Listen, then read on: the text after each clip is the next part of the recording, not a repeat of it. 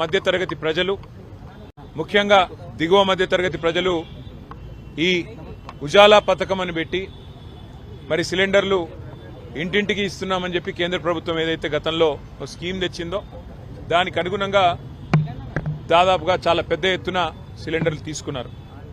అట్లాగే మన రాష్ట్రంలో కూడా కాంగ్రెస్ ప్రభుత్వం మరి మేము 500 రూపాయలకే సిలిండర్ ఇస్తామని చెప్పి నమ్మబలికి ఇవాళ వారు కూడా ఎన్నికల మేనిఫెస్టోలో ఇచ్చిన మాట నమ్మి కూడా లేని వాళ్ళు కూడా తీసుకునే పరిస్థితి.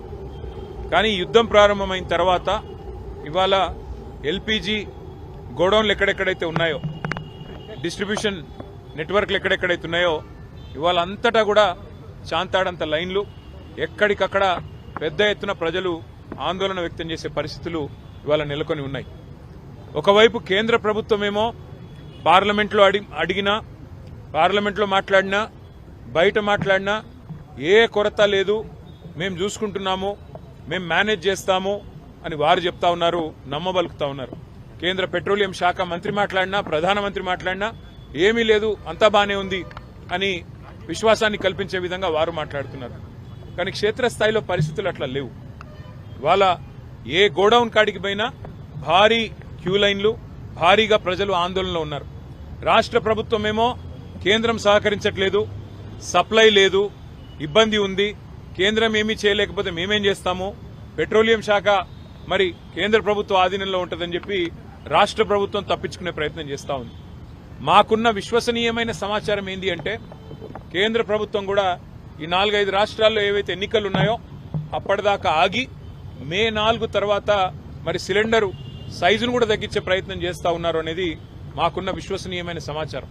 12 కిలోలు కాకుండా 10 కిలోలు ఏదో చేయాలి అని ఒక ఆలోచన చేస్తా ఉన్నారు. లేదు, నిజంగానే సప్లై లేదు, ఇబ్బంది అవుతుందని చెప్పి చెప్తా ఉన్నారు. కానీ నిజానికి ప్రజలకు వాస్తవాలు తెలియనీయకుండా, ప్రజలకు వాస్తవాలు చెప్పకుండా మభ్యపెట్టి, ఇబ్బంది పెట్టి సామాన్య మధ్యతరగతి ప్రజలను రెండు ప్రభుత్వాలు కలిపి గోసబుచ్చుకుంటా ఉన్నాయి. అటు కేంద్రము, ఇటు రాష్ట్రము ఇద్దరు కూడా ఈ విషయంలో స్పష్టమైన సమాధానం చెప్పాలి, ప్రజల్లో విశ్వాసం నింపాలి, ప్రజల్లో ఒక భరోసా నింపి ఏ రకమైన ఇబ్బంది కాకుండా అవసరమైతే మరి వారికి ఉండే దౌత్య వ్యవహారాల శాఖ ద్వారా మరి అవసరమైతే ఇతర దేశాలతో మాట్లాడి, ఇరాన్లో ఇబ్బంది ఉంటే మరో చోట మాట్లాడి తెప్పించాలని మేము డిమాండ్ చేస్తా ఉన్నాం.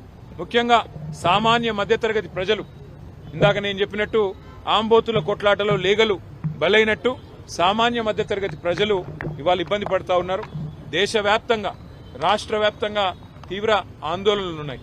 అంతెందుకు, మా ఇంట్లో, అక్కడ ఇక్కడ చెప్పేది కూడా కాదు, మా ఇంట్లో నా వైఫే అడిగింది, యుద్ధంతో ఇంకా సిలిండర్లు దొరకవంట కదా, తెప్పించుకోవాలంట కదా అని చెప్పి అడిగే పరిస్థితి. అంటే ఇవాళ ప్రతి ఇంట్లో ఇది ఒక చర్చగా మారిపోయింది, చర్చనీయాంశంగా మారిపోయింది.